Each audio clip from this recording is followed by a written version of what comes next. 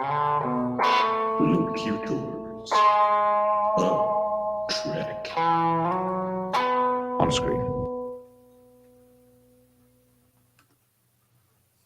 Hello, and welcome to the Trekle Trunk, episode 2, where we will be reviewing IDW's Star Trek Klingons one-shot and IDW's Star Trek Lower Decks number 2. These will be spoiler reviews, so if you haven't read them, there they are. You can follow along, but definitely go read them, pick them up, because you're not going to get it all from us. That's right. We're not giving you everything. It's not a play-by-play. It's not a play-by-play. But you're going to get the highlights, because I won't be able to help myself. And who are we? We're your hosts. Yes, spoilers alert. There will be spoilers. We're your hosts, Plain Simple Tailors. Davan and Dave. Or Davan S9, as I'm calling myself for the last week or so. We'll see how long that sticks. And a guest we have with us tonight, Captain Dave Mader. Hello. My captain, your captain, everybody's captain. Friends for life.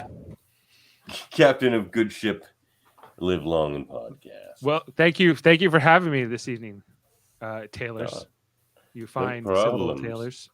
So cousin Dave here was unable to find Star Trek Klingons. Is that right? Couldn't get it. I went to 2 comic book stores, the only 2 in Burlington, Ontario, and neither had it. So what you're saying is there's a couple comic shops in Burlington that have suffered great dishonor. Great dishonor. Yes, I am saying that. Mm-hmm. I would say that it's a fair characterization of the events that unfolded. That's a real shame. But they did have the lower decks, so that's good, because that was a great issue too. Yeah. Spoiler alert: Locutor Dave here and I are quite high on this Klingon issue. Oh my goodness! I want to hear all about it. I want. Lower Decks is great too, and we're gonna eventually turn those into radio theaters, so that's gonna be fun. Yeah, I want to know what the ending is, and these narrations are really funny, even though they are incredibly hard to read because they are so tiny at the bottom of each page. Oh my goodness! No kidding, eh? Yeah, I was just like, what does it say? It's still with my glasses on. Even it's you see, that's a Ryan North trope. He does it in Squirrel Girl as well. Ryan North? Yeah. Ryan North is the writer of Squirrel Girl. He's one of my favorite writers. I have some other. Thank you for holding up that page in particular, Dave, because that has got to be one of my favorites in the whole issue. Oh, that was just random, but it's gorgeous.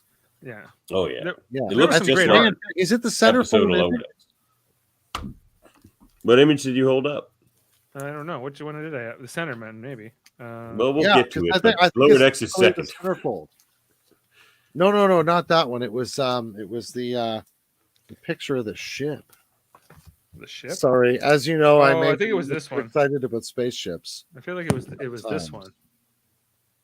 Oh yeah, guys, there was a printing error in my comic book. I want to know if it was in yours. Really? Okay, let me see.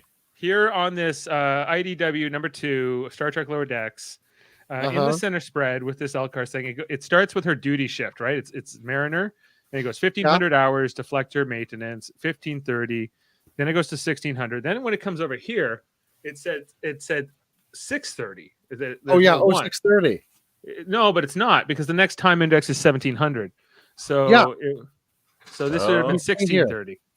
Yeah, it says 630 hours. So that's look, crazy eagle-eyed catch there, Data. I the proofreader. Where was the proofing on this piece nice before it went to press? I want to know. Well, we'll be changing that in the radio theater. We'll tell you right now. I'll just put a little marker for you, David. Yeah, because I was like, wow, this third part started at 1,600 and went to 630 the next morning. That's a long time. But I feel like when I read it, I clocked it subconsciously, and I'm like, something's weird here. But then, I did not notice that until now. But did she do her whole duty shift then in actually 2 hours or 2.5 hours? She was rushing. Yeah. I think so, yeah. I was fascinated by what they gave her to do. Deflector maintenance, emergency lifeboat supply refresh. Yeah. reaction control systems, thruster alignment, and then restructuring structural integrity fields with like a big recohering the structural integrity fields. And she's like, "Come on!" And then 1,700 hours holodeck 1. So she did all those things in like 2 hours. It was impressive, and it showed like all where the ship she had to go. It was like all over the place. Yeah, I like that. What a great layout for a page. Yeah, I'm really loving this story. Also. I love the fact that Dracula is a like an open source character that anybody can use in their story. They're like, it only makes it better. They mentioned that it's like you should all do it. He's like, why wouldn't you put Dracula in every story? I mean, you're stupid not to. What's the downside? Yeah, he's like, yeah, what's the downside? Oh man! Wait till they get their hands on Winnie the Pooh. That's classic Ryan North writing, though, man. I'm loving this so much. Like they combine two of my favorite things. We're going to talk about Lower Decks first. I was going to do Klingons first, but I think Dave and I can talk forever. No, I'm forcing the issue. No, I read Lower Decks, and we're going to. Yeah, so that's fine. Well, we talked about Lower Decks #1 on the first episode of Trek the Trunk, so which I also read today. I read them both today. So plot-wise, we're picking up just after the end of the last issue, where they decide that, as the spread page says, they've got a Dracula problem. I have that actually, Dave. Hold on. Well, we have the cover here. Let me throw that up. Vampire Boimler. Great cover. That's the cover I picked up, but there was also this one, and I thought real hard about it. It's like an old movie poster. Oh, that's a nice one. Oh, it really is, isn't it? Yeah. I like it better. So it was a tough choice. I like how they do reference that sort of like 60s double feature horror kind of feeling. Mm-hmm. You know? And there's the page you were holding up there. There's no denying it, people. We have a Dracula problem. When you got a Dracula, you got a Dracula. Yep. But it's funny. I didn't think like the Lower Decks comics would start off with Dracula in the holodeck, but that's a cool way to go with the holodeck. If I was going to write a holodeck episode, I would love to use a character like Dracula. Like it's using Moriarty, just a character from history, but more sinister and more dangerous. Yeah. Sam's saying hi. Hi, Sam. Hey, Sam. Yeah. He says in his brand steel, you were 8th, Puxley, and Davan came 13th. So recognized. Well, I am honored. Wow. Murphy, that is a hell of a new headshot he's got going on there. Great. Dave putting IDW on blast. Is that me for that typo? You're all like, look, guys, get it together. Yeah. But yeah, this was great. I'm loving this story. Even though these little captain's logs that start off here are awesome, but I thought like putting them on the over here was kind of maybe a mistake. I thought they should actually put because it actually says here in the credits, like someone just does the letters, right? So somebody chooses to make this so small down here, right? This is like the other caption that they give us, and they want the art to really shine, which I respect, but like it's too small, I think. Well, his subtitles are always tiny small because he doesn't want you to like have to read them. I think they're kind of like optional. Yeah, they're optional. Kind of declaims about that in this issue by way of interrupting a panel with those words, which I love, by the way. I love that too, and it was actually like the worst spot. Not to interrupt. Like, I didn't interrupt these spots because they were crazy good, but actually the spot he was interrupting was even crazier. But anyway, oh man, let's carry on with the issue. Right. So we're still above the what is the name of these folks? Oh wait, well you know what we should do? Have a quick previously on. So in issue 1, Boimler had a Dracula program running in the holodeck, and as you know, it happens in Star Trek. There was an energy surge while someone was in the holodeck of some strange energy. It was some weird planetary energy, and it made the Dracula real or sentient, I guess. And but still a hologram because they just pause him for a while to figure out what to do. And is that where it kind of leaves? That's basically where they leave pretty that much story. where we leave him. Yeah, he bit Mariner. Yeah, he bit Mariner. That's right. He bites break the skin moments after being created. And then I think, meanwhile, down on the planet, Second Contact is going hideously wrong. Did you guys talk about how Ransom sits on like a green ball in his No. Well, we probably should have. That's pretty great. Can you just hold that up a little closer to the camera for a moment? Because we could spend some time on that. He's doing like core crunches and things on that, I think. Doing like stability work. I love the running gag of him constantly exercising. Yeah, like he would find just sitting offensive. He's like, you're not working out anything. You're just sitting there. He does like ab crunches sometimes in some panels. Yeah. Just like out of the blue. Well, he's talking about something else completely. And when you go into his office or ready room or whatever, there's always like that weight bench next to his desk. It's like, but I feel like there's like, if we're going to take our like maybe not as jokey, most sympathetic reading, I feel like he's just a guy with a huge amount of physical energy, right? Like he's like a Jack Russell Terrier of a person, you know? And it's sort of lovely that Starfleet makes room for him to just... Well, the other part of him... buddy. You need to just get your energy out, so just do it over the day. Get your steps in. Imagine how much work he could get done as an engineer, though. They should have steered him towards engineering, like. Yeah, but like I guess like they were screwing around in the holodeck is kind of also the point of part one. Like and Boimler is always like, guys, we can't do this, and the rest of them are like, whatever. Like, kind of cavalier. Mariner. So that's a callback. That's a callback to Ship in a Bottle from TNG. Yes, where they say design something that can defeat Commander Data. But Mariner makes it very clear in this one that they fixed that. You can't do that anymore. And she keeps trying. She's like, see? She's like, create something that can like kill everybody. And then they're like, no. He's like, Mariner, no. And then Boimler finally, joins in and says something very similar, even worse. Yes. But the problem is they're sitting over a planet which has an atmosphere which is so highly ionized that you can't scan the surface. And during their interaction with it, there is say it with me now, power surge. Power surge. I was going to say energy surge. Yeah. As all good holodecks require for an accident. Yeah. But but they figure out pretty quick that they can pause them.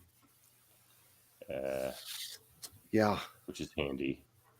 But they realize like that they've created sentient life, and it would be wrong to just turn them off because they feel like they can. Unlike I guess they could have with Moriarty too, eh? Well, he wouldn't let. I think what we see is the implication of the precedent of Moriarty, right? Like, what does the existence of Moriarty entail for this story? And I like that. It's a very Star Trek way of telling a story by referencing, but also being like facing the real constraint of like ethical constraint of like, what do we do now since we know about, Moriarty and Dracula, sentient Dracula, who we've just created. They, as far as I can tell, in this issue, they begin setting about how to determine whether he's sentient. Yeah. They have a test. Yes. And he passed the test. I don't know if it's the same one in Blade Runner or not, but something like that. But something like that. I mean, there's some lovely Turing test jokes in the notes, in Ryan North notes, which I really like. And he's very right that it's like a semiotic test of consciousness, right? It's whether you can pass for a human being in text. But Dracula will have to do a little differently, right? And it's a novel spin on that question. Oh, we've lost Davan for a moment. Well, hopefully the continuum will return him to us. But in the meantime, let's keep on moving until he gets back. I guess the point I was going to make was that the the spin I like on this is that their work almost immediately is to begin to try and not figure out how to stop this guy or do whatever to him, just to establish sentience or not, and then they're going to know how to proceed because they now have a policy or some kind of methodology for doing this, right? Like it's actually kind of a scientific way of approaching the situation. Mm-hmm. And so my thing glitched out there for a second. Glad you guys carried on. we were okay. It was we could. We were worried, but it's funny though. It said there was a problem, but it's not your fault. That's what the error said. That's comforting. Kind of was. Because usually it is when it comes to computers. Yeah. Do what I really loved about these issues, guys, was that I was hearing like the voices of the characters as I read the comic book, which is great. Like it kind of like very much like Simpsons comic books. I feel like it kind of lends itself well, like when you have those characters, and then like if there's like new characters you don't know, you just sort of assign a voice in your head, or maybe it's just your voice that fills whatever, like the alien you've never met or whatever, and so you just have to go with it. But it has a sort of, you can kind of almost infer a personality from like the style of the face that you're getting to, right, and how they go with it from there. That's a perfect analogy you draw with Simpsons comics there too, because it's true. Like with other Star Trek comics, they're all different art styles, so it's like it's Picard you're looking at, but you may not even know that if they didn't tell you, because it's so different. So it is harder to hear the voice, but these comics look exactly like Lower Decks. Like I don't know if this the art is by Chris Finoglio. I don't know if he's an artist in the animation on the show. Yeah, I don't know, but he's clearly mastered the visual style of the program. Yeah, and I have Flawless. to I confess, when you talked about assigning voices to new characters, when the bridge crew meet, who is it? Is it Divala? Are you talking about the Doctor, or are you talking about Tendi? No. The leader of the people down on the planet. Oh, yeah. Of the other folks. The witch hunters. Not the when they meet her, I heard her voice as Marge Simpson. I'm not gonna lie. Oh, the one later on, the ambassador later on. Yeah. Oh, okay. Delana. I totally heard her voice as Marge Simpson. Delana, the sovereign of the Chianti. That's right. Sovereign of the Chianti. The nice fava bean. With fava beans, yes. There's the Yentoa and Kivanti. And the Kivanti? Yeah. Was it Kivanti? Who are they talking to first? The Kivanti or the Yentoa? The Kivanti are who bring them to the planet. Yeah, the Yentoa are who they were with, who wanted to burn those witches. Oh, okay. Yeah, where are we at in the issue, fellas? I'm the only one here without it in front of me, so you guys are gonna have to carry us through this. So okay, go ahead. As we're moving forward, they're trying to figure out what they're gonna do with Dracula. They're running all over the ship trying to get back to the holodeck because, as we see quite early in the issue, he's alert. The program has reactivated in holodeck 1. Reactivated and himself. Immediately says we are in so much trouble. Yeah. But back on the planet, of course, we have a much more serious scenario of potential. There's a chase happening. That's right. Yeah, well, they're being like sort of surrounded slowly by these hillbillies with their pitchforks and and making the situation worse by talking to the Cerritos on their communicators, right? They're invisible witches, they say. Yeah. So that situation is just going downhill, and then Ta'ana decides to try some diplomacy. She's great at this. Which, I mean, in the epic words of Hawkeye, I'm great at boats. She's not great at diplomacy. She's great at boats. And it goes as well as you might expect, but it is hilarious. But it's hilarious because she's a cat. Of course, she's terrible at diplomacy. Her character is perfect. I love her character. Yeah, she has some really good lines. They give her all like the driest jokes, basically. Oh yeah.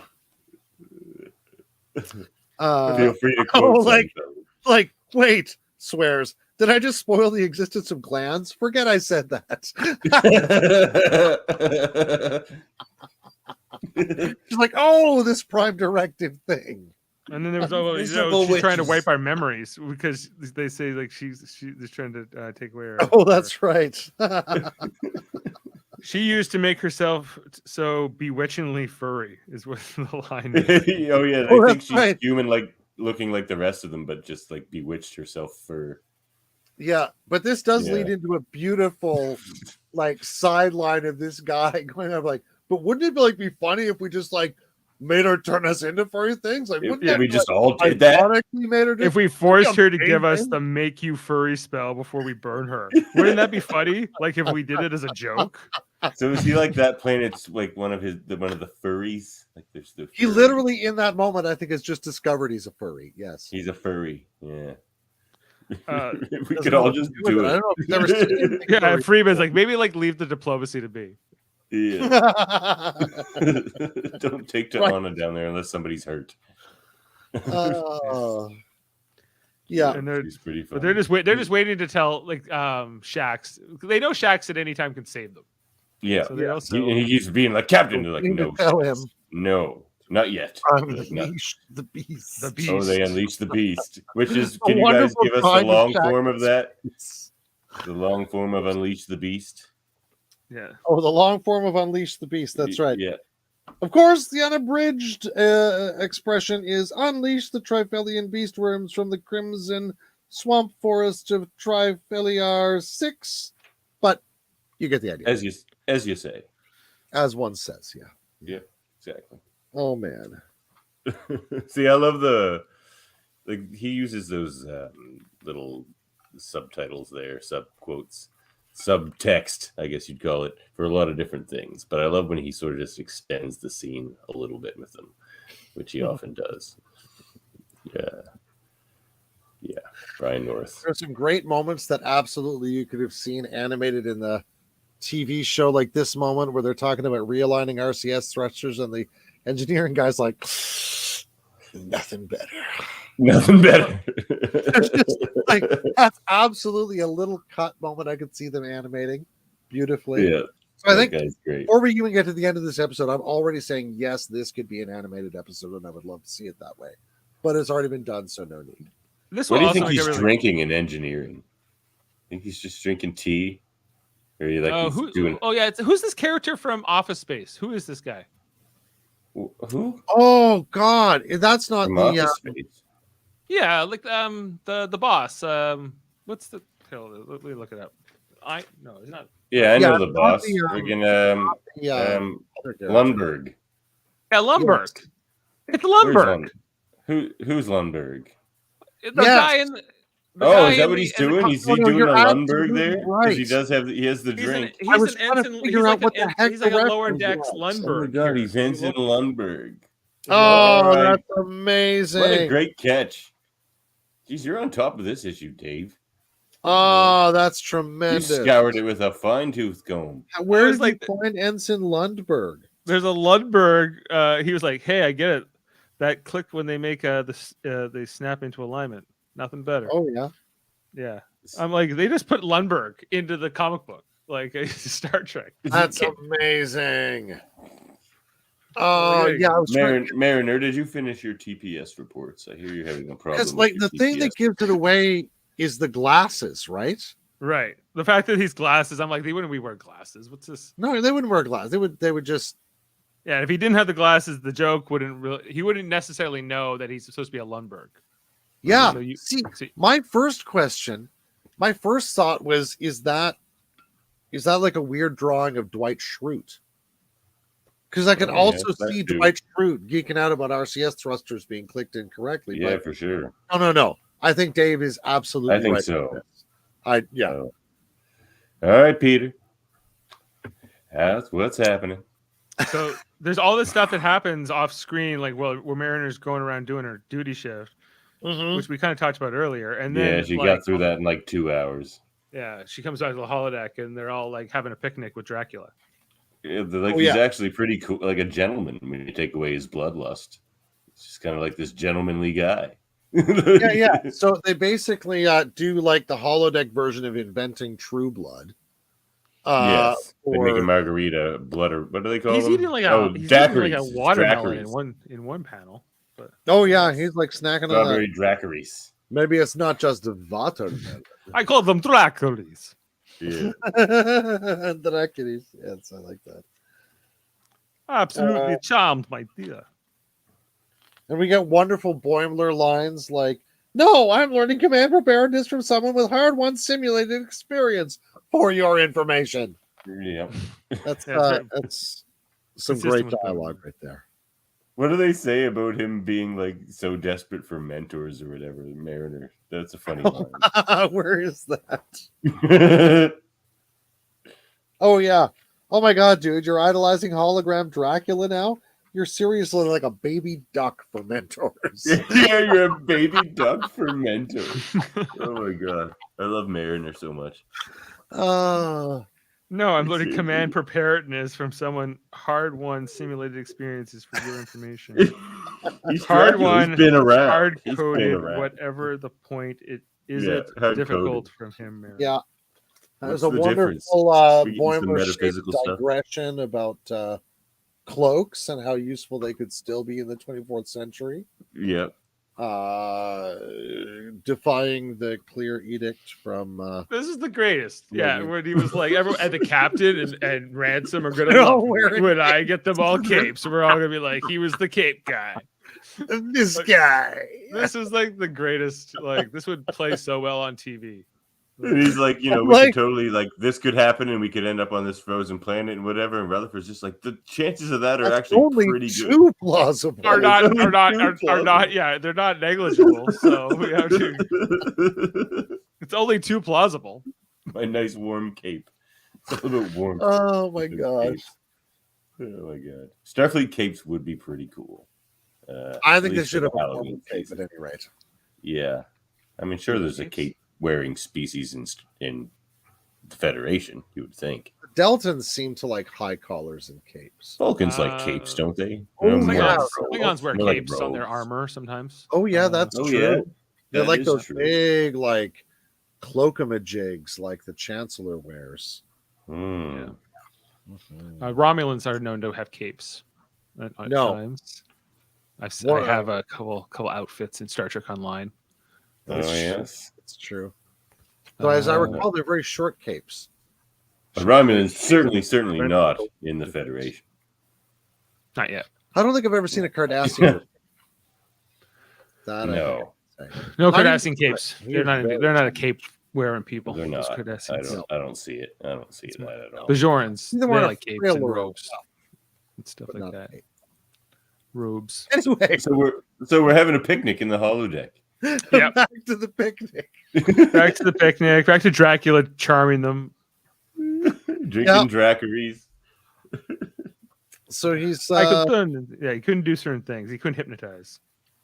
Yeah, he can't like turn other people into vampires. He can't do any of the impossible things, they say. It's just like he's just a simulation of Dracula. There's a lovely comment that he is invulnerable to light because he's composed of it. Yeah, so a benefit there. Right. Like this would be a really quick issue otherwise if he was a hologram like that. Exactly, right? I mean, like Vic Fontaine's band, he may not know that, but we'll have to see. So so they've made him a little Dracula land that he can hang out in. One of the things I love about the way the issue proceeds with him is that they totally take him as like just an absolute pop figure. Oh yeah, they're not picking up like Bram Stoker's like crazy like ancient history like Huns and Magyars and all that sort of stuff. Dracula in Transylvania, like they're picking up Dracula from your cereal box, like Count Chocula Dracula, basically. With a little bit of Bela Lugosi's Dracula. Exactly. Well, yeah, absolutely. Absolutely. Yeah. And it's like they even say Vaunt. He's just like they go on about why you have to say Vaunt. Yeah. I want to do this. Yeah, exactly. But at one point Dracula's like, here, one picks up a few tricks over centuries of adventure, both canon and otherwise. And young Master Boimler has been a very attentive student. But like centuries of adventures, canon and otherwise, is a lovely way to point that, Dracula goes out of copyright sometime, 20th, 21st century. And then there's literally like 500 years of people going hog wild with this story between there and Boimler. Who knows what Dracula has been doing in the 22nd and 23rd centuries, right? True, he's probably already been to space like Jason X. Right? Alien versus Predator versus Dracula? Definitely. At least in a fictional sense. Yeah. Yeah, exactly, right? Yeah, exactly. Like there's definitely that holo program out there somewhere. Alien versus Predator versus Dracula. The lore of Dracula will only have expanded even tenfold by that point. Yeah. Right? Right. But I like it as a comment on the idea of, because like Ryan North here is literally, as you said, Davan, from the earlier issue, picking up on a joke, clearly intentionally made in the notes, about Dracula being in the public domain. So he's like making this sort of subtextual joke about Dracula now into a metatextual plot point in the story, right? That he's referring inside the canonicity of this story and maybe the canonicity of Star Trek to Dracula's potential canon and non-canon adventures once he went out of copyright several centuries ago, after he made a note about it in the last story, right? Like there's this beautiful tangle going on that I really love in that little piece of dialogue. Anyway, yeah, that's just me nerding out though. It's a great issue. Yeah. Where were we? Oh, he can still, however, turn into a bat. Right. That was and possibly other things. Because there's a thing about shapeshifters later. Yes.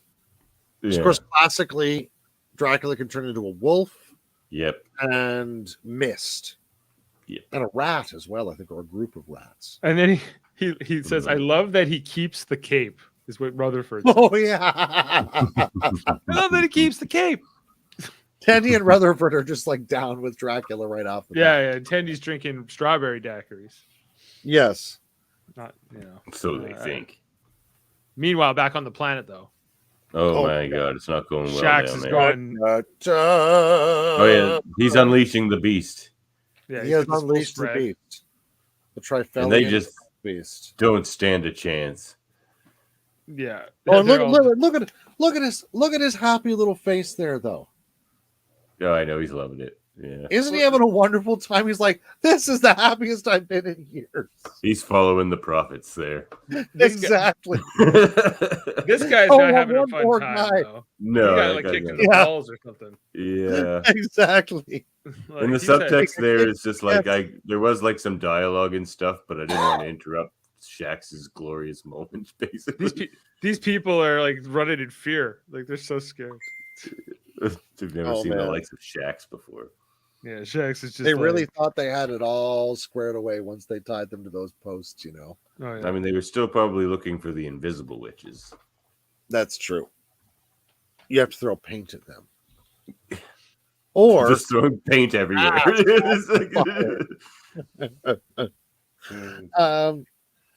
there's a lot of that. So yeah, that's our page. Then we're back to Dracula, who's they're all just sort of trying to deal with Mariner's disbelief over these next couple of pages, that she's just confused that it's all gone this way, but they introduce her to the fact that they've sort of made up an artificial blood from the replicators. We get the wonderful Dracaries joke. I call them Dracaries, says Boimler in his cape. Yeah, they explain like the blood from the replicators, and then you guys are drinking blood. She goes, "No, we made strawberry daiquiris. Only Dracula gets blood ones, and they are a delight, my friends." And he goes, and then Boimler says, "I call them Dracaries," which species blood did you replicate? And Rutherford says it's a mix of bloods. Computer, give me some blood. A cocktail. Just give me a Cocktail of bunch of... Oh no, Here's computer, the question. cancel. Could fictional Dracula enjoy Vulcan blood? Oh, I bet it'd be like an exotic taste to him. I know. Would this be like Frank's Red Hot sauce in the middle of all the Could rest? be like of the poison. blood? Could be Right. I have a further question. Could Dracula handle Klingon blood? Could you get a The Vulcan beating vampire? of the Klingon heart. Yeah. Could you get other species vampires? Could you get Klingon vampires, Vulcan vampires? A Klingon vampire would terrorize the cosmos. Can you imagine? I turn into a wolf targ. Yeah. And how does the whole night and day thing for a vampire work in space? Well, You're always in starlight somehow. No windows if you don't want to get the Or sunlight. not. I mean, Yeah, because a lot of spaceships have a few starlight, yes. very bit of outside area. Yeah. But you're Presumably right. They're vulnerable to starlight as they are to sunlight. Yeah. One would assume. Well, they can't be vulnerable to starlight because when they're out at night, they're Well, of stars. course, the Enterprise and other Starfleet ships are using transparent aluminum. I don't know what that thickness of transparent aluminum, because they're thick windows when you look at those. Right. It probably takes out the UV. I'm thinking it's going to block a lot of radiation other than simple natural light. So maybe a enough vampire is just perfectly fine in a spaceship. They can just EV operate suit. 24 That's what hours I'm a day thinking. like Data. So a Klingon vampire would be even more terrifying. This has turned into a conversation just about how do vampires Work in exist? space. What's the rules of vampires in space, and more specifically in Star Trek? So We do that over here in the science division. Oh my goodness! we We analyze. do go this. on a bit, as the saying seems to go. Indeed, we do go Break on. it down. But it's important. do. I want to know how the different bloods would taste, how the different species would become vampires, immortals perhaps. 'Cause- Well, now the thing is that we're catastrophizing in some sense, or speculating at least in a catastrophic way about what would happen if things became vampires. But in this case, what we discover is that Mariner has finally had I'm trying to get this in the right spot here, a revelation. She says there's no catch. This for Mariner is decisive.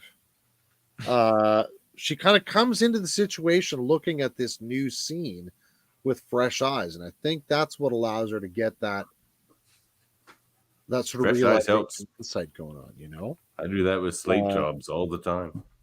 Sometimes you just got to walk away for a little bit. Yeah, right. Mm-hmm. You walk away or get somebody else if you can to just take a quick look or whatever it is.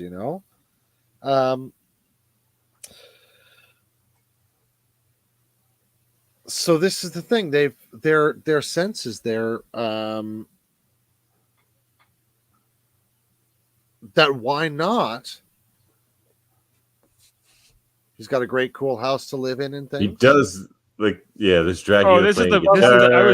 I've been waiting for this. He's in all the biggest moments in history, and the subtext is how can you prove that Dracula wasn't at all the greatest moments in history? Yes, you can't. Now, the best one is just here is the baby Dracula with Mariner and Boiblers, the parents. That was pretty funny. Really, it doesn't seem to fit the other ones. Yeah, I'm like, that's not even a moment that happened. That's just something like his imagination. Well, except that in a weird way, it happened in the last issue, right?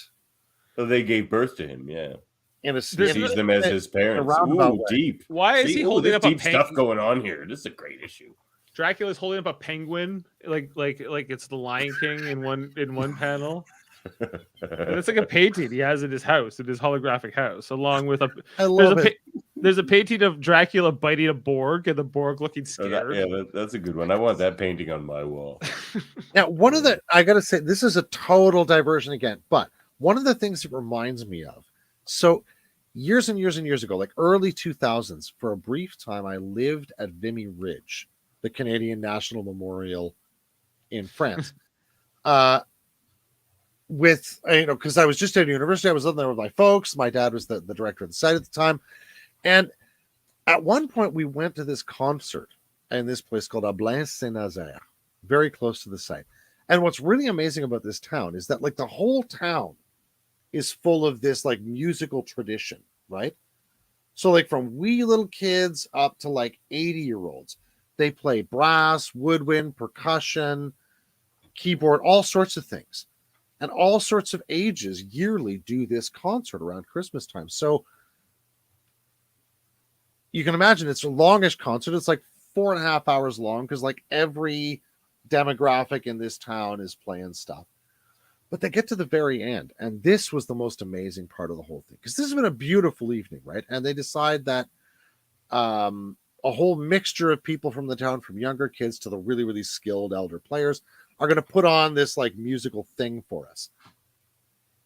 And the musical thing is titled Haydn, or The Life of Haydn, the Vampire. So Joseph Haydn, the composer, they don't tell you his life. They tell you his life from the moment he became a vampire. Dr. Faustus turns him into a vampire. And from then on, it was 45 of the wildest musical minutes I have ever gone on. It's sort of like a riff on Sympathy for the Devil, if you can imagine it, but it's Haydn the vampire showing up at, like, the French Revolution and all these crazy things. Yeah, this is what it made me think about. Who was eventually killed by Abe Lincoln Vampire Hunter. Right, by Abe Lincoln. Or I've somewhere never seen in Pride that. and Prejudice and Zombies, right? Right. It's like in the same vein as that. Or Dracula and Shrivels. Intersections. Yeah. This is interesting. Hi there, my friends. Just wanted to say, also, I would like to mention that I am getting a strong sense that the gentleman on the top right, that's you, Dave, looks like he makes an absolutely impeccable spaghetti sauce. Is that true? I have practiced a lot over the years. I make a pretty mean spaghetti sauce. And you read people well, Pink Cat 69. Indeed. Just a regular, everyday, normal guy. That's right. Okay, so where we at, fellas? Bring it. This is going to be part two of a 3-part story here. It is part 2 of 3-part story. Bring us home on this one. I'm itching. Back around. We're talking about the Federation do-over. The wonderful superpower of the Federation is forgiveness. Recalling our earlier discussion the other week about the Federation being soft on crime. And Dracula can have a do-over. He doesn't believe it. He doesn't think that the Cerritos could really have him as a crew member because of the kind of creature he is and what he tried to do to Mariner right after creation. That's really his sense of his kind of original sin, right? There's a line in here. They're not going to let me do anything. I tried to bite you. They're not going to forget about it. There's a line in here from Boimler that's really interesting where he goes, she's right, Dracula. The Federation values forgiveness and believes in supporting individuals as they grow into people they were always meant to become. So that means you could really, like, screw up as long as you're like, I learned from it and I'm growing.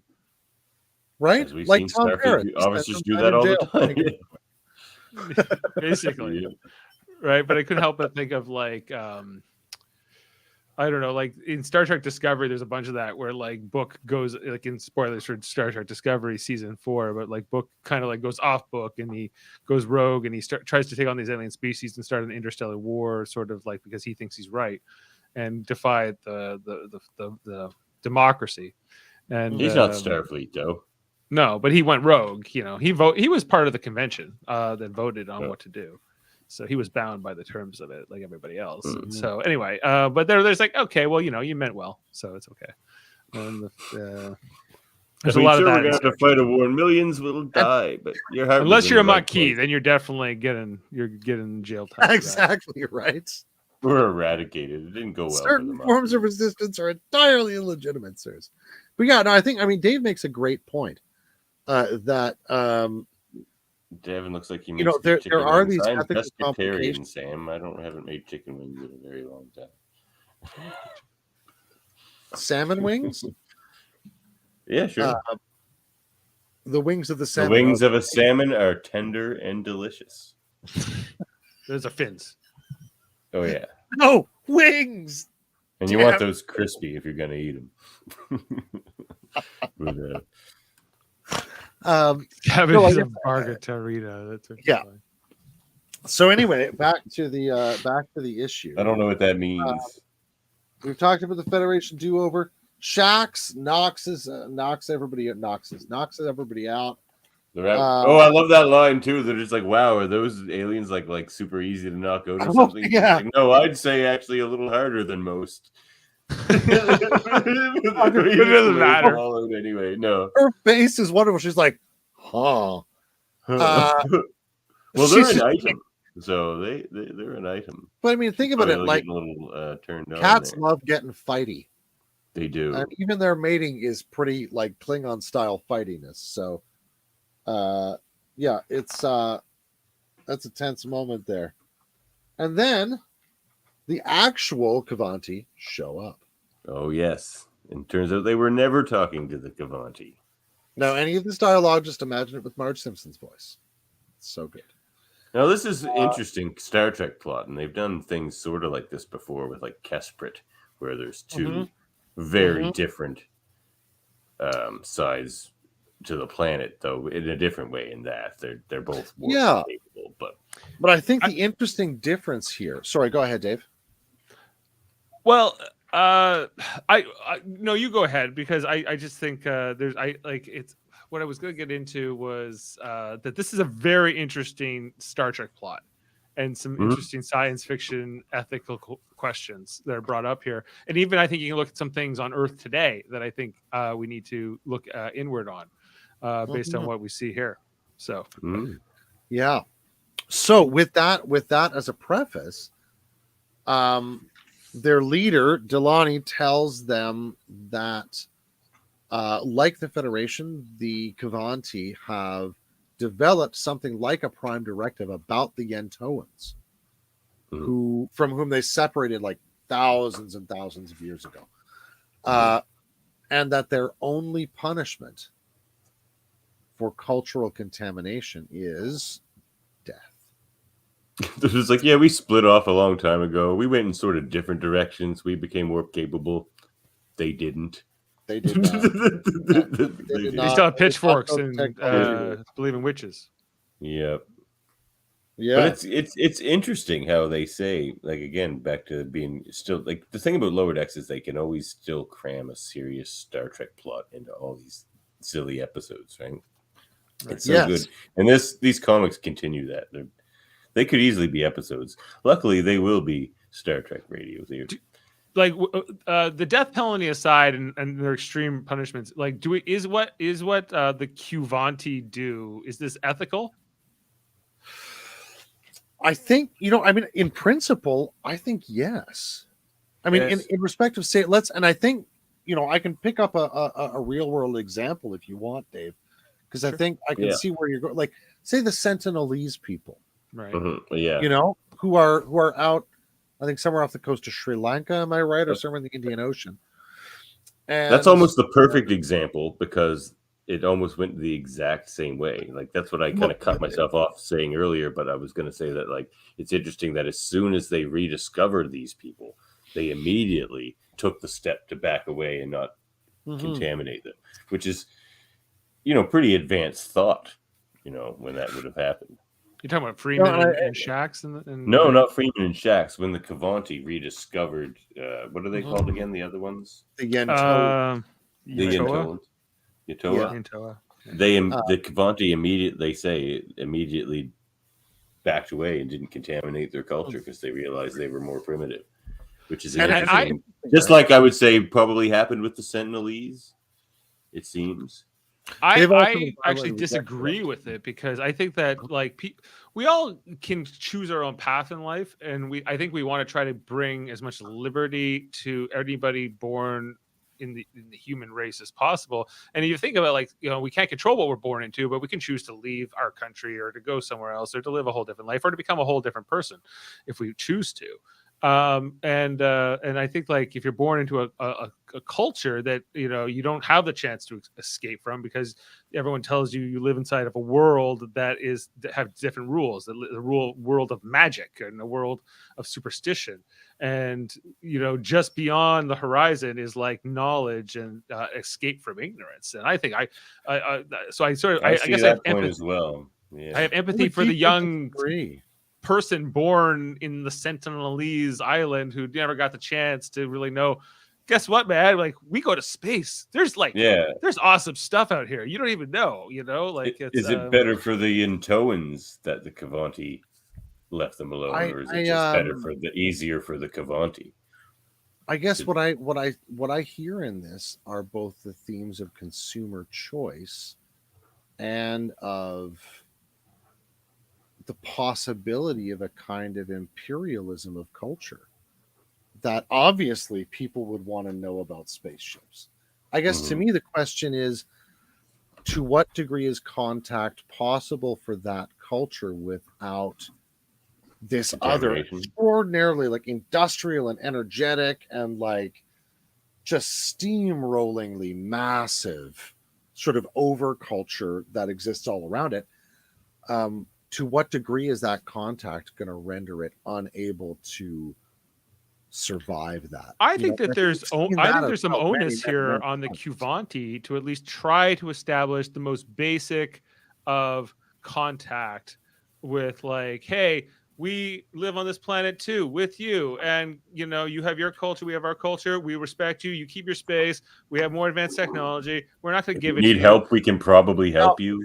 If you ask for help, and like if there was somebody who wanted to like flee your culture because they didn't want to live there, then we would accept them. And like she's saying, like biologically, there's no distinguish, right? And I think like there was some episodes of Next Generation that dealt with like this idea, because there was that one episode where there was 3/4 of the planet wanted to join the Federation, but this 1/4 was like more resistant and didn't want to. And Captain Picard's like, well, like that's kind of like the whole point. You have to bring the whole planet together before you're really ready to join the galaxy.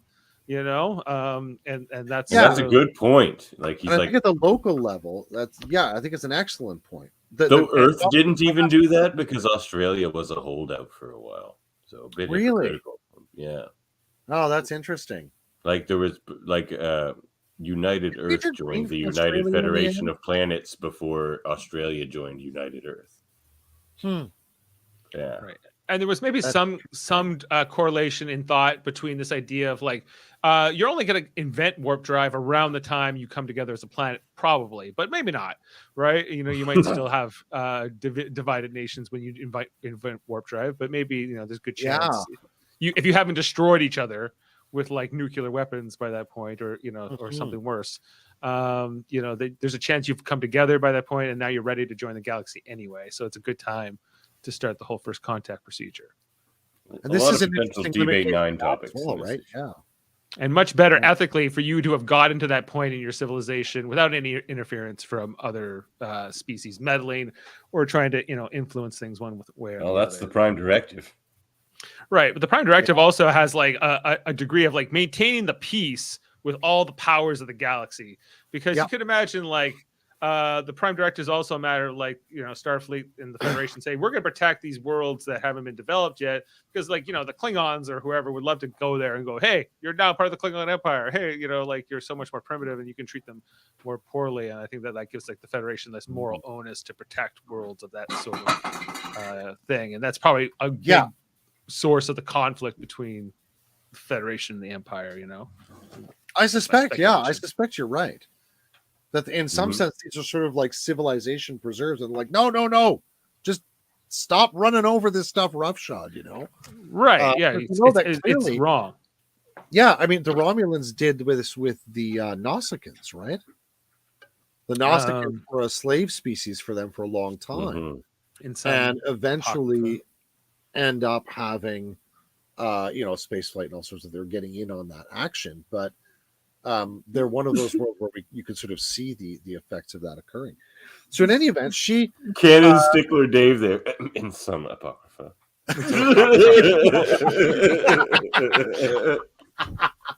I thought I snuck that in there. No, I was listening. Great. He's like, that was just for the listeners. That wasn't for you guys. Declares they're going to have to blow the whole damn thing up. Yep. Yeah. And this brings us around to Cerritos being attacked, photon cannons going off at them. Uzani, his fist closed, sir. Oh yes. He goes, "What the hell?" And he goes, "Zinda, Zinda." Yeah, I love Kayshawn. Kayshawn's great. Kayshawn's great. So right, we'll be back later. Of course, Godspeed, my friends. Computer end program. But what's happened in the middle? Mm-hmm. Rutherford has skinned his knee. If you look just in here. Oh, I thought he cut his hand. I think his knee looks scratched, or maybe he. Oh yeah, no, he cut his hand and it got all over his pants and stuff. Cut his hand from like a glass. There's a broken glass too. Yeah. His what that leaves. Dun dun dun. Is a revelation. Real blood. The revelation of true blood. Sorry, that's going to be my last True Blood joke of the whole thing. Yeah. Little bloodlusty Dracula next issue. Indeed. Yeah. And what he wants to do is, and he seemed to be playing them. And he's in space, and he doesn't even need a spacesuit. Yeah, that's pretty good. Yeah, it's true. What's vacuum or loss of air going to do to him? You know. And Boimler's got the cape on the outside of his ED suit. That's pretty great. Well, as we do with all issues of comic books on this show, do we add it to the head canon? I mean, I added the last issue to the head canon. I would add this to head canon. Yeah, man, this is good stuff. I think that this easily fits within, unless they want to do this as an episode one day. But yeah, like if this Dracula character shows up on the show, and they just like, I would love if these started playing off each other, like they didn't have to explain. Oh, that'd be great, eh? Too much, but this is great. Because you could hear the characters. It felt really it feels really authentic to Lower Decks, and it just translates well, just like The Simpsons. Things we were hitting on. It's you hear Freeman, you hear Shax, because we have 3 seasons with these characters now. So for me, it works really well. This is the time to do this kind of stuff. My batleth is getting itchy. All right, you're talking about Klingons. Well, but we all added that one to the head canon, right? This is good stuff. Oh yeah, this good Lower Deck stuff. Yeah, here it is. Oh, I got that, Dave. I got it right here.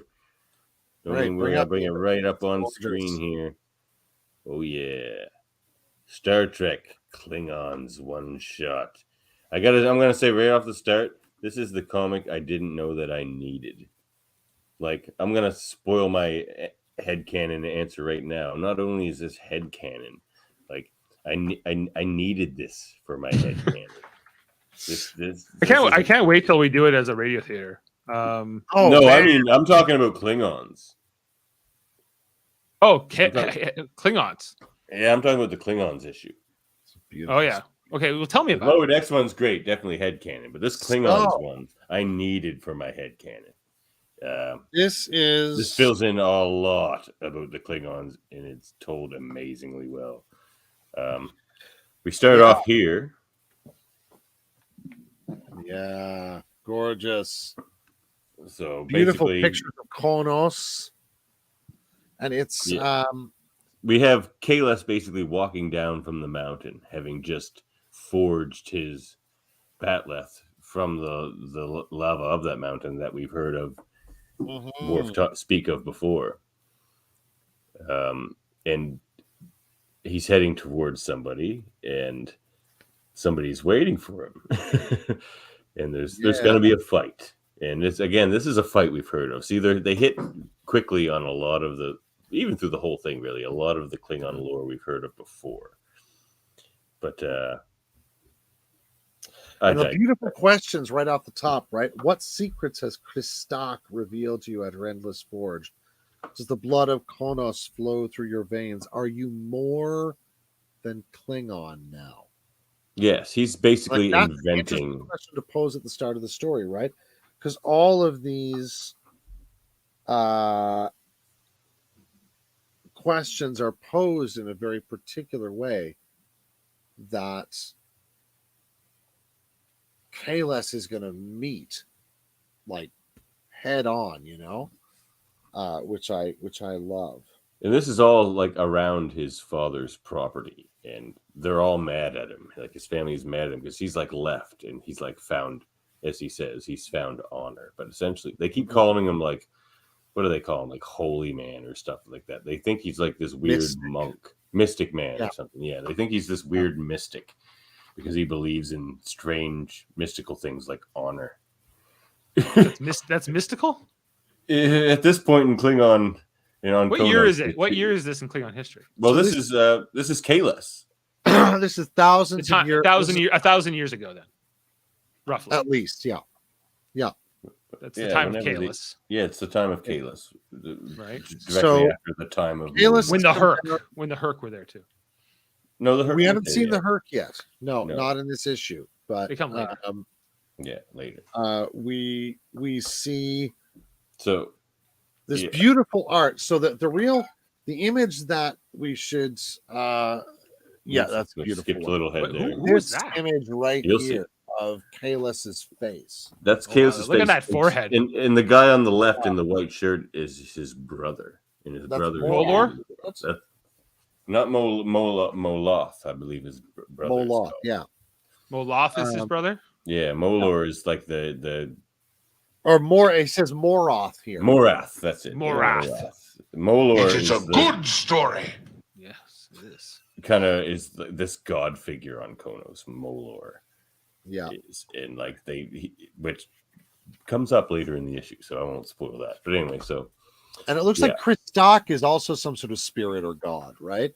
Mm-hmm. Like god of they seem to have a bunch. Well, they do have a bunch of old gods. Yeah, they sure do. So we also see it interspersed. The story is interspersed with these other sorts of images that, as you see, have a different background, and there's not a word of explanation about them in the whole issue, which I love. But it's this. I feel like it's the presence of memory. It's almost like we get a special access to what Kahless is remembering or thinking about in the moment. And here it's either, and by the look of that little tiny forehead there, it looks like that's Kahless watching his father. I would suspect. And what he says is, "I found honor." And then, of course, we turn to the page. Because his brother's like, "What's wrong with you?" Like everyone's like, "What the hell happened to you? You used to be normal," and he's just like, "I found honor." And he's immediately very cognizant of those that don't have that, and he has no pity or mercy for them. He's just like, it's like honor or bust in his mind. Now that he's found it. Honor, and he says it here, right? Yeah, I'm sorry, Father. What you spent your life building, I will burn in an hour. Okay. The isolation you kept so well, I shall break today. Are Klingons at this time more like Jem'Hadar? And victory is life. Victory is just life. Like that's all they care about. I would say they were closer to that. I think what they seem to be is a pirates, spiritually destitute people. Yeah, they have gods that they believe in, or at least like kill for. But it's Molor though. Well. No, isn't like they killed their gods, didn't they? Well, that hasn't happened yet. Like, Kahless is going to do that. Kahless kills the gods? In theory. Yeah. Well, yeah. Well, so anyway, there's the big fight between Moroth and Kahless kills his brother. And in a certain sense, like what Kahless is seeking is that sort of a quality which would go deeper than the belief in individual gods or the sense of power and victory, but it's like what Nietzsche in the genealogy of morals calls depth, right? Like that's what, like when people become deep, there is there's a quality of self-presence and of self-determination in that, which is like resolute, right? Like because Nietzsche's Übermensch, independent of what generations of maligners have said about it, is literally about one that overcomes themselves, right? That becomes a generator of values simply by being who they are. That's and stoicism their as well. own life. Oh, and Nietzsche was deeply read in Stoicism, absolutely, right? And I think the sense of eternal return in Nietzsche, which would be like that subtle fire and the sort of ionion in specifically in the Stoic sense, is absolutely consonant with it. Yeah, and I feel like Kalis coming down the mountain here is like Zarathustra coming down off the mountain in Nietzsche's book. You know, he's got some truth and he's bringing it with a batleth. It's awesome. But it's also like the beginnings of a philosopher king too. Yes, because he's also my boy Aurelius. Yes, yes. You know, who like any good Klingon likes to fight a Targ with his bare hands. Mm-hmm. Yeah, but he makes nice with that Targ, I think, doesn't he? Yes, they become great friends. They have a Great good friends. fight. Yeah, and he's all playing like Klingon cleric stories. The guy that he made friends with that Targ. Yeah, see, he did. It has great dialogue. Snorf. He's like, I could eat you, Targ, but you know, I can tell you from my own dog who lives at home that Snorf is a very important part of his dialogue as well. Snorf. Yeah, that's right. So he says, "My name is." Look at Caleb. the face of this Klingon. Right. That's a Klingon who has found honor in his heart. So he carries his Targ up a mountain. Yeah, that's the craziest thing. He just like puts his Targ in a bag and puts it on his back and climbs a mountain. Kalis is no joke. So they go up to a place called Three Turn Bridge, which is just. This is my favorite thing in the whole thing. The concept of this town where there's this, which as we see becomes the Klingon symbol, the bridge, that three-turn bridge. That's what it is. It's a symbol. Put that back up for Dave to see. Well, there's better. I'll hold this up. Is that good in the light right there? A little higher. Yeah. See, that's the bridge in the center, and that's what it's supposed to represent. Mm-hmm. Well, like Klingon culture, as Worf knows it, and we know it in Star Trek, is basically being formed in this moment, right here. Yeah. Yeah. Okay. And so that image is the image of what's going to happen in this place. Yeah. And I love this though. Three-turn bridge. So like at the end of each of those points on that three-turn bridge is a different warlord. That thinks he's the rightful warlord of the whole thing. And but they you're all looking have at their own... like even the styles of Klingon architecture, like the notes you can see in the dioramas from TNG and other places, they're all right in there. It's so well done. Yeah. And it's like clearly in like a caldera. Like what a crazy town. Like everything about, I would just love to see that town on film. So he's like gone from one volcano to another, basically, right? Yeah. Volcanism. What is that? Is that where the first city is? Is that where will that come to be? Like in the on the planet? That's a great question. Are they getting into like the planet's geography very much? No, not a whole lot so far. They're not saying much about it. I mean, they give you the volcano where he forms his batleth, which is a big thing, and this whole three-turn bridge town is amazing. I mean, we've never heard of it before, I don't think, but it's a genius creation, I think. I think it's quite lovely, and you know, he approaches the town saying, "Let us see what they think of a true Klingon." Yeah, true. You know, and this is his abiding sort of theme throughout the rest of the story, ultimately, right? And one that we recognize from very early seasons of TNG when, in the first season when those three Klingons and then ultimately two Klingons are aboard the Enterprise, and when Kern first shows up, these are the questions they ask. does Klingon blood run in your veins? Not this biological liquid, but does Klingon blood run in your veins? Is that a Klingon? Klingon blood runs as reddish pink as ever. Right? And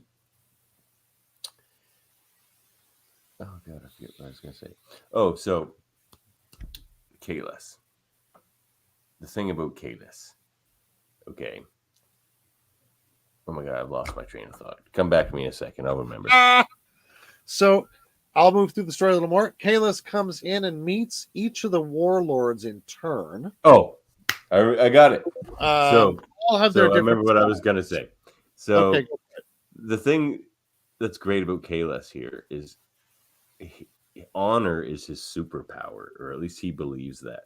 Like what he's gone up that volcano and come down with his bat'leth, and he is 100% sure that he can and will do whatever he wants to, whatever honor demands. Like no doubt, he has no self-doubt at all. And it's just and other Klingons are looking at it, they're like, that's why they think he's a mystic. They're like, does this guy have magical powers or whatever? But really he just has like honor and complete self-belief. Yeah, and I think that's what's interesting about him as a character. Yeah. And so what we see here, I think, for me, are like three pictures of possibilities in Klingon culture. Oh, yeah. So I think I have that here. First meet Koth, son of Kun, victor of the Ashen Pass, warrior of 60 summers. So this is deeds, honor, history, legacy. Then we meet you skipped ahead just a touch though, because basically Kahless walks into town and they're like, now that you're in the town, you have to commit yourself to one of these warlords. You basically have to become and he's just like, well, take me to them then. Yes. I want to meet them all. Yeah. So the first one is about sort of victory, and the might makes right. And it's the old guy who like formed the town. He says like he was like kind of like the first warlord. It would seem he's the one who raised the bridge. Yeah. And then there's Yebek, daughter of Poe. All who fall under her protection know revel everlasting blood wine flows from my throne like mother's milk. She's revels. She's the money makes right. Yeah, and that passion and like excess make right. Like she's the what was that guy? We're gonna party hard. You know that guy, Andrew something. She's like that dude for Klingons. And then there's Borat, son of none. I come from no royal lineage. He's like, I made my power to the greatest of all Klingons, the blood-soaked god-crowned Molor. He's more like the religious zealot. And he thinks might make right in a different way, right? But he's like claiming it from somebody else. Yeah. Molor gives me my power, and that's why I'm right, and Molor's great. Yes. And we always wonder who's Molor. Like we always hear about him in Klingon stuff on the shows, and we're just like, you want to take him down, Klingon, or like, what's his deal? He's to be beaten. It's interesting. And now it's interesting that each of these sets of Klingons, they're all already wearing this armor. Mm-hmm. So that itself is a very, very, very ancient piece of Klingon. And Klingon attire.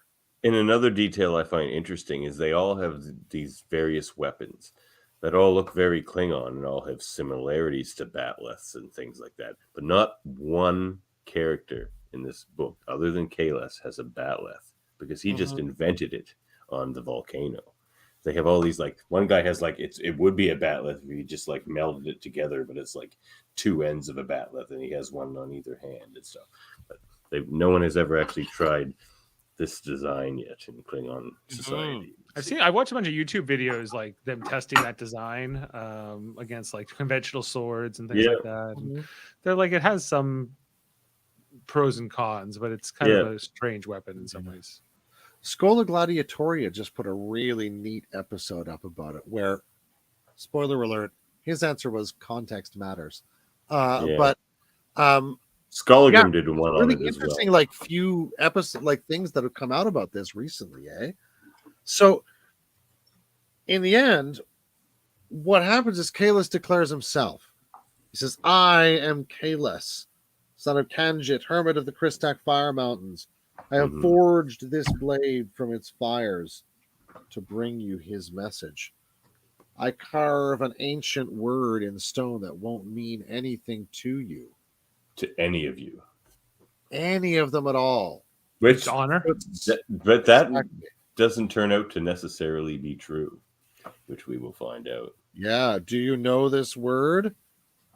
And then this is a wonderful page because they do this a couple of times in the issue. Here, you can read either straight across both pages. Yep. Or you can almost read both pages individually. I tried to do both. Different sense. Yeah. I would be inclined to read the left page first and then the right page. That's but I feel like it actually goes better the other way. Yeah. I agree with Davan. Yeah, I think chronologically it follows the other way, but this way it's like a popcorn of conversation. Because he's having these conversations at different times, so it doesn't really matter in which order you present them to the reader. It is quite genius. Yeah. And it really reminds me of Worf talking about Klingon stories at Quark's bar. I wish I could have found this. Do you believe it? Then it's true. Yeah. And then eventually Kahless is just like, you know what? Screw all of you guys. I don't think I'll follow any of you. And they just laugh at him. They're like, well, you're going to die. So they're like, why? He's like, because I have honor. And they're like, joke. Oh, no, that's later on when he says what the word is. They're like, what is the word? Because they don't know what it is. But here he says, your warlords have dined well while you feed on scraps. Oh, he's outside talking to the people of the town. Yeah. Yeah. He's calling them all out. Yeah.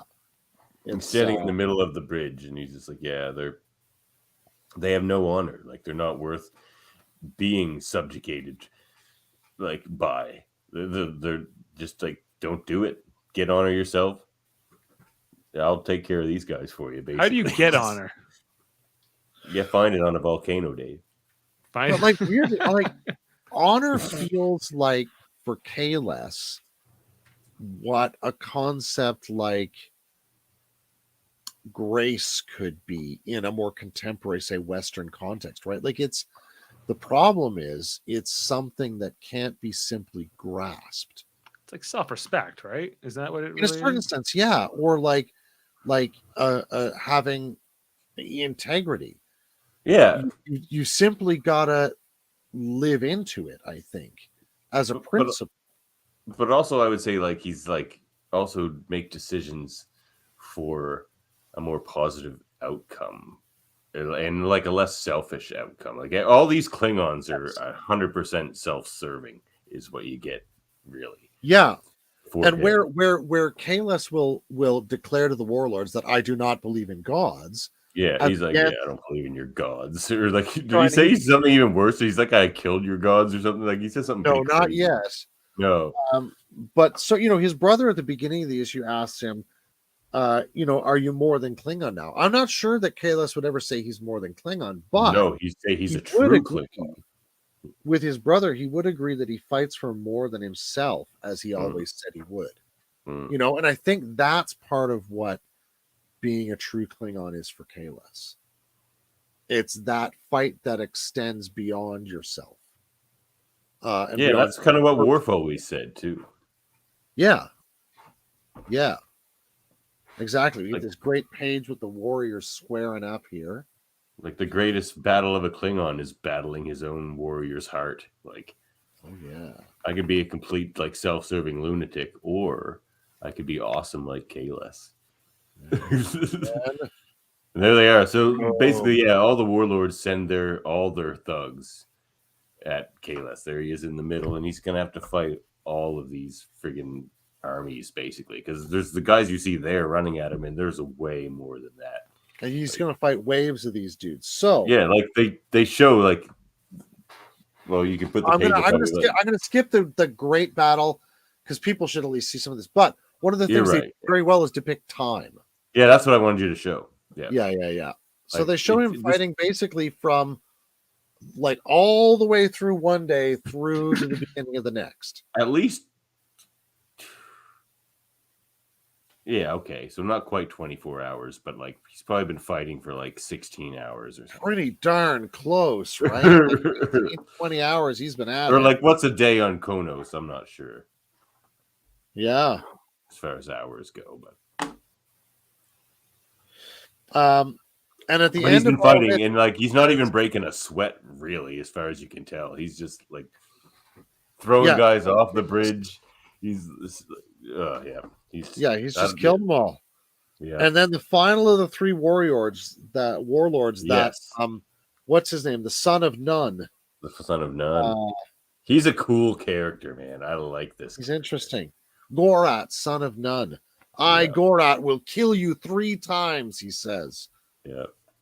Once because he didn't let him kill the other 2. Once for Glory of Molor, and once because he has no choice. And then he pulls his this is awesome armor aside and shows him this. Which a little lower. Oh no, there it is. You got it. Yep. No, never mind. Yeah. Up a little. Is Molor? No, he's not Molor. He actually has a tattoo of the symbol that Kalis drew in the dirt. So when he's just like, none of you know what this word means. That guy held his tongue at the time, but he's just like, not only do I know what your word means, I have it tattooed on myself. And then here, get it. Finally, he's just killed like hundreds of guys, and he's like, to him, they weren't even Klingons, and he's just like, finally, I kill all these guys, and I can finally fight a true Klingon. It's great. Epic. It's so epic. Oh my great splash page here. This book is so good. It's so good. And like what I love most about this book, that'll be my final thoughts later. This is like a Kurosawa sort of a thing, right? Like it's just one boom and it's done. Oh yeah. Yeah, it's not a long fight. Yeah. And then all of a sudden something else is going on. Molor. See, this is interesting. We got to pause here for a second, fellas. I guess. So, yes, Molor is so there are gods after some all. sort of freaking alien or something. I don't know if he's like there Klingons that are more advanced than the rest, or are they the Herc? Like who is Molor? He has a spaceship. I think Molor is a Klingon who's got hold of a spaceship. You think so?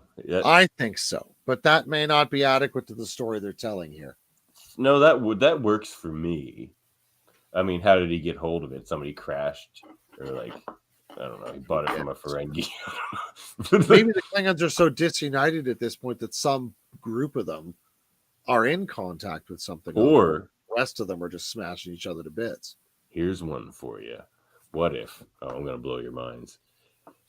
What if the Duras are descendant from Molor, and Molor was the first Romulan collaborator, and that's a Romulan ship, and a Romulan gave Molor his power. Boom! Right? Friggin' Duras. So, like, that makes Molor even worse if he's like a gross Duras. That would be a good. I like that as a twist. He's a gross Duras. They all are gross Duras. Nobody likes Durases. Yeah. Duras. You guys aren't pro Duras over in the command division, I hope. We're not pro Duras. No. No. Okay. Duras has no honor. Good. Duras. No, none. It's true.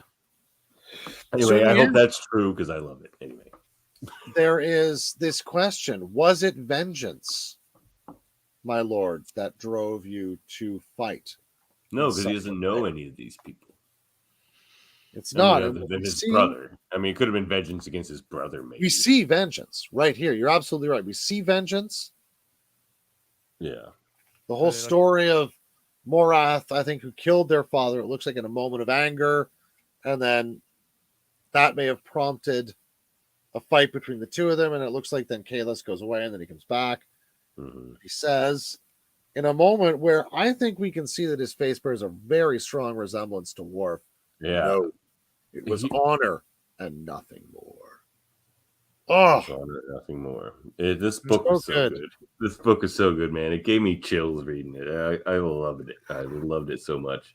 Not only is it my headcanon, this is what I needed, and here's why. Okay, here's my final thoughts on this issue, fellas. I love DS9 and everything about DS9, but DS9 didn't make Kahless seem like the Kahless we hear about. You know what I mean? I mean, he's not Kahless. He's a clone. But he's not that impressive. He's not this guy. He's not the guy in this comic. Right? No. That's Kahless. That's the Kahless I wanted in like that you hear about. And you're like, yeah, man, like that's Kahless. This guy just walked off a mountain with honor and like it made him impervious to harm. And the trouble is that Kahless is destroyed by the fact of being a clone, I think. Yeah. That too. Right. You know, like he's like they made him cool in Star Trek Online. They had him fighting some Iconians. Oh yeah. They made him a little bit more heroic in that story, but he dies. Well, that would help. Good catch on the Worf thing too, because I felt like they drew him that way a bit on the cover too. I feel so a bit, yeah. Like they're not the big picture, but the little one there, you can't really. Yeah, that's more Worf like. He looks more like Worf. Yeah. But they have a lot in common, man. I think those two characters, like. Oh, I am Worf, son of Moog. If Jody were here, he would like just heard everything we said about the comic. He would be be. Like, He would not stupid. He's like, Kahless is so stupid. Is there a pile of rotting Vorshak in here? Pile of rotting Vorshak. Yeah. You bet. But he really is. He's not honorable. He's Worf's deepest, greatest hero. You know. But based on this comic, friggin' deserves to be. Like, and that's what I never got from the portrayal in DS9. I'm like, that's why I say I needed this comic book. It just fills out Klingon lore so much better because now you're just like, why are they so obsessed with Kahless based on what we've seen? It just seems a bit like it just seems like a guy who conquered the world. Basically, but no, he's just super impressive. Super impressive. We can power why he's able to conquer the world from here, right? Right. Yeah. Like those people in that town, they wanted to follow him after that, and he's just like, no, basically follow your own honor. He's just like, find honor and follow that. He's like, don't follow me. Like, beautiful shit. God, this issue's good. Yeah. So he enlightens them. Yes. After enlightening himself, indeed. Yeah. And murdering his brother. Axial figure. What about Lucara? We met Lucara. Was she in the story? No, not yet. I would love a follow-up story to this just because it was so good. But if we don't get one, I'm fine with that too because it was a pretty nice one. It's a one-shot. There's not going to be. It's a beautifully tight story. But it's So look at this kid. Look at the conviction in this face. And all the beautiful pieces of a kind of mythic, or like listen to this one kind of story. Believe in where you are. Put yourself in this place, in this time. Kahless. This Kahless would say that. Yeah, they're very similar characters. Good grab there, Dave. So the Daves I know, headcanon or no? Oh yeah.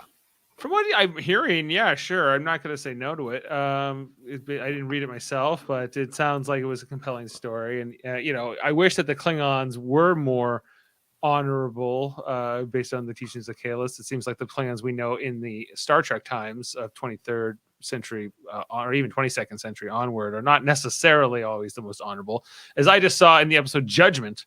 But the advocate Kolor said, we were a great society not so long ago. Not that long ago. Yeah, they started to kind of lose their way, by the time Star Trek is kind of going on. That's a great episode. I love Judgment because it, again, gives us more. I needed more about the Klingons. And Judgment did that, and this comic did that, just to square the circle that is the Klingon people. And I think this issue does more of that than a lot of Klingon episodes do. I gotta highly recommend the new storyline that came out this year in Star Trek Online, which was all about the Klingons. It was some time ago, I guess, but like not. It's one of the more recent stories, the Klingon Civil War, that featured Juula, who was like a Star Trek Discovery Klingon character, the sister of T'Kuvma. Okay, I know T'Kuvma. She ends up in sort of like the 25th century timeline. There's this whole war, and there's also this character Akar, who's played by the guy Robert O'Reilly. The guy who plays Gowron, you know. Nice. Hey, watch it. Oh, that's not it. Is it? I don't know. Anyway, what was I going to say? And it was really good. It was like this. It was a really good, like, it had all these different characters like kind of coming in. Worf's in it. Martok's in it. You know, it's got some different Klingon characters they've introduced throughout Star Trek Online's story as well. And it was like even like Kern's back, you know.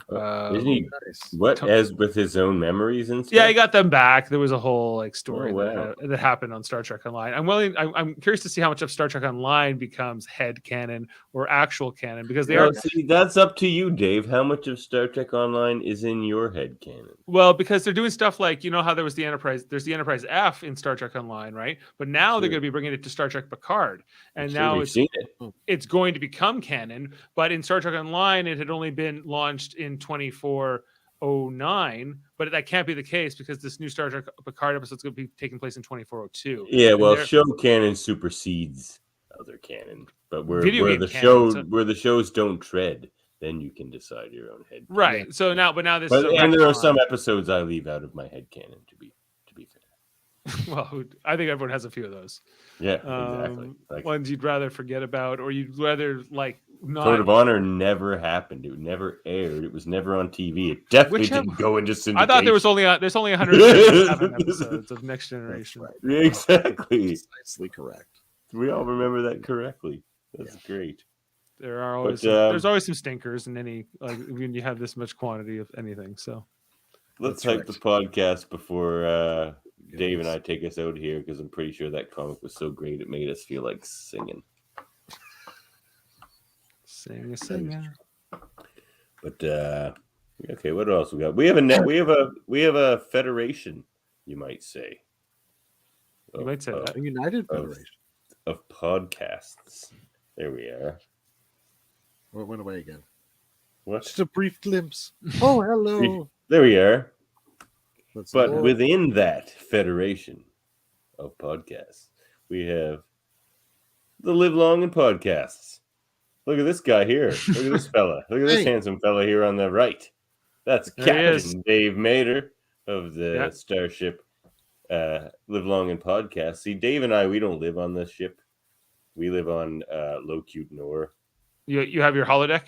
No, we live on Locutors. This. You live there. Okay. Oh, where did that one come from? Okay, I'm clicking too many buttons. But yeah, Locutors. That's Locutors. It's like a MPOC Nor, but it has a big old microphone on it. Dave's got the phaser. Yep. Oh yeah. You know, we represent the science division over here, but there's lots of good stuff. What are you guys doing over at the command division right now? We got all kinds of different TV shows we're watching, including Star Trek Enterprise. Tomorrow's episode is Horizon. We're going to be talking. That's season 2, episode 20, as our ongoing series to watch every episode of Enterprise in order and sort of rate them and review them and break them all down. So that's the one we're doing tomorrow night. You guys are so lucky you're still at the end of season 2, because man, I jumped ahead of you guys, and the Cindy stuff is not doing it for me. You guys are at the peak Enterprise right now. That's the stuff I was the most looking forward to getting to when we started this rewatch. And so I'm going to see if it holds up or not. You're saying it will not for you. And maybe it won't. Maybe some of that insectoid stuff might lose me, or that the reptilians. But we'll see. We haven't even really gotten there. I'm just like anyway. I'll jump in on Enterprise at 8 and go. Enterprise coming up. Star Trek Deep Space Nine every Tuesday, or we'll be coming back off after a little bit of a hiatus here, continuing that quest to watch every episode, going on for well. Well, that's a years. Treat. Yeah, and it's a bunch of good stuff now. And weirdly, now that we're into the best episodes, we don't have as much time to do it. But season 6, episode 3, Sons and Daughters will be the one we'll talk about this Tuesday. And then Star Trek Lower Decks will be continuing. We've been watching every episode of that this season. I think we just did episode 8, so episode 9 coming out this Thursday. I don't think we have a title yet for that, but we'll be on here, Davan and I, to talk about that. And I think that's everything in the command division. And then we also have, of course, Star Trek Radio Theater, which we did at the end of when was that? It was back in September. I'm still working on. There's the command division right there. Command division, yes, you gotta get the command division, and we're talking about ops now. We're talking about the operations division. Yes, this is the operations division. Cerritos, look at it. Look at that stupid engineering section. Anyway, I love it. That's a great engineering section. I'm like Rutherford. Hey, Dave, is that a great engineering section or a stupid engineering section? It's just, it takes so long to get there. Yeah, like in an emergency, it's stupid. Otherwise, do what you want. It's elegant looking. Yeah, it's a beautiful ship, but I wouldn't want to be on I love the Cerritos. in an emergency. If someone started firing phasers at us, I'm going to get me off this jet all right, trap. Rutherford. Yeah. I love the Cerritos. I have for a long time now, and no one can tell me otherwise. No one can tell me other. It's way better than the Vancouver. Yeah. Only it was bad Rutherford. And who put the engineering down there? That's stupid.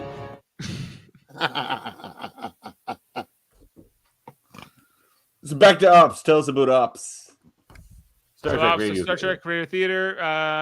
We did the one, the Space Hippie episode, the Way to Eden, which, by the way, we didn't talk about that, but they were don't go watch that one, anybody. I don't want to tell people not to watch our products, but I was not ready. Oh, you did great, man. I just haven't looking at you. Yeah. Looking at you. Yeah. Tiffany had to take your role. I had an unfortunate. Tiffany and I don't jam together as often as you and I do. Yeah, that's true. We're like, hey, 6 songs, go. So it wasn't what I was expecting. Let me just put it that way. It was. I had to be me and Dave all at the same time, and it usually doesn't work out when I do that. I do that sometimes, but it's best that I don't. It's a lot of hats to wear. It's a lot of hats. So that's I everything need a going on. lot of hat to cover this, is what I'm saying. But it's funny. I'm sure it's hilarious. Like, go laugh at my pain. Laugh his pain. I need my pain. If I was, yeah. James Oh Kirk. man, see, that's Kirk. Man, I'm getting so many arguments with all our family of podcasters about Kirk. Yeah, anyway, that's Kirk. Everyone else thinks yeehaw is Kirk. No, I need my pain. That's Kirk. Anyway. I think I'm sure I have a quote about that somewhere, but anyway, so that's everything that's Live Long and Podcast, and based on but the comic we reviewed tonight, Lower Decks #2, that's going to be part of Star Trek Radio Theater, because we're gonna, once the 3rd issue is out, that's going to be that complete Dracula story, and we're going to Star Trek Radio Theater that. I'm interested to see how long of a script it's going to be or not. I don't think it will be too bad. I mean, it might be. It'd be interesting to see how we narrate this. So, because it's so. I do want to do the subtext in there. Yeah, but we'll see how that works. You can also listen to my podcast. Of course. Oh, you know what? Hold on. We're skipping over our stuff. We also have the science division of Live Long and Podcast. That's me and Dave mostly. Where we locute, we probe. Mm-hmm. You have probes. We probe. We do. Where's the? Yeah, we like probe. You got the probe. That's the face we make while we probe. It's probing time. It's probing time. That's what we say. That's a saying we say. It's probing time. Sometimes it's a banana. Sometimes it is a banana. The banana. Can you put a banana on that guy? Oh, got it. Taken care of. I love that he actually made the guy with the banana. Anyway, we do stuff. We do stuff over in the Locutors division. We're the science division. True. You know. Oh, whoops. Yeah. There's my. Don't forget about the Super Mater Brothers podcasting though as well. Oh, we're getting there too. Hold on. Super Maters. There we are. Super Mater Brothers. Check out that. They do reality shows. Yeah. Like Big Brother. We got Trivial Debates. Trivial Debates is good. There's one of those coming up. The Halloween edition. Nice. I shall compete against my co-host on the X-Men show that I will hype in a moment, Andre Mayette, and my longtime friend Chris Murphy, also my co-host on the new Hold Up podcast. Here we go. Look at this. Bam. Whoa. Hold Up, a movie podcast. That's a cool overlay. Oh yeah, we're pretty fancy. Did you see our video opening? No. Oh, it's swanktastical. We're pretty swanktastical over at Hold Up, a movie podcast. So check that out on Wednesday. Wow, impressive. Yeah. So yeah, well, you know, Murphy's my co-host, so now he doesn't want me to embarrass him with my pirate radio style. Isn't that right, Murphy? I think that might be some push and pull between you and he for a while. Oh yeah, well, I always branded Locutors of Trek and X-rated as pretty pirate radio because I don't know how to do anything on a computer, so I can do some sound effects. Oh, Murphy's still here, I think, because a comment just came up. Yep, I just got back from grocery shopping. What's this? Okay, yeah, but I'm talking about Hold Up. Hold Up, Murphy, our new show. He was hyping up Hold Up. Yeah, man, it's gonna be good stuff. We already started the show. What did I just press? Don't worry about that. Yeah, that's us, Plain Simple Tailors. But there's also graphic history. Oh well, X-Men. Look, X-rated. Show's not tomorrow. What's today? Sunday, Tuesday. X-rated. The X-Men anime review show. We start the Dark Phoenix saga. That's the big one. People have been waiting for the Dark Phoenix saga, and we have with us as a guest Marvel Comics artist David Cutler returning to the show like a phoenix himself. So definitely check that out. Dave's always awesome to have as a guest. He's better at it than me and Andre. And you know, speaking of Andre, check out Graphic History's podcast. He's on hiatus, but there's a big back catalog of him interviewing notables from the comic industry and, you know, the geek world at large. It's a great show. He's a good interviewer. And who else we hype? We hyping the Hellbound podcast, though I don't know if they've joined our federation yet. So maybe I won't. Maybe they will. Maybe they will. Maybe they won't. They get a 2-second hype because they're undecided. We have to see if they're united, a united planet, or whether or not they're more like these Qzons. If they're the Romulans, we'll just blow them out of the sky. Yeah, see? Yeah, I know you got words for Wednesday. Murphy's getting all riled up again. Look, Murphy, save it for Wednesday. Wednesday, okay? In my mind, this was going to be a slightly more friendly podcast than it's going to end up being. Murphy and I are going to cut into each other pretty hard, I think, so look forward to that. I, as someone who loves cinema, and Murphy, who does not.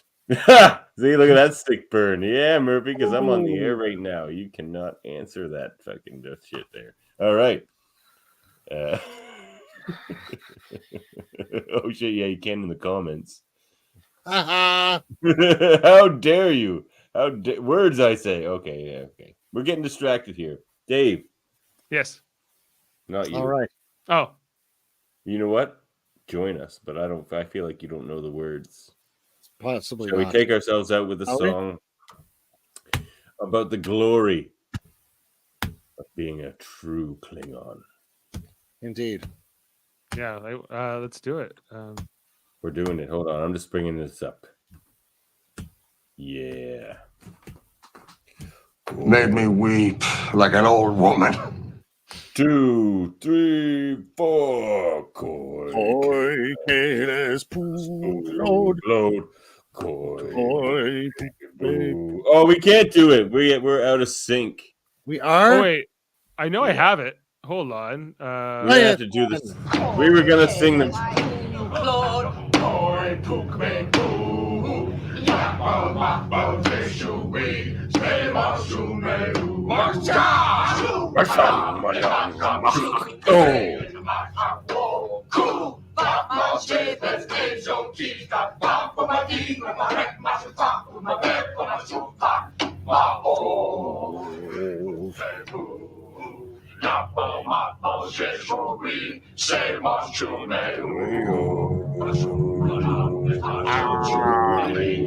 Why is it on a loop?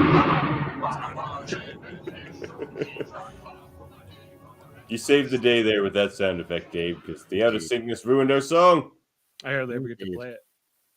Later, everybody. End transmission.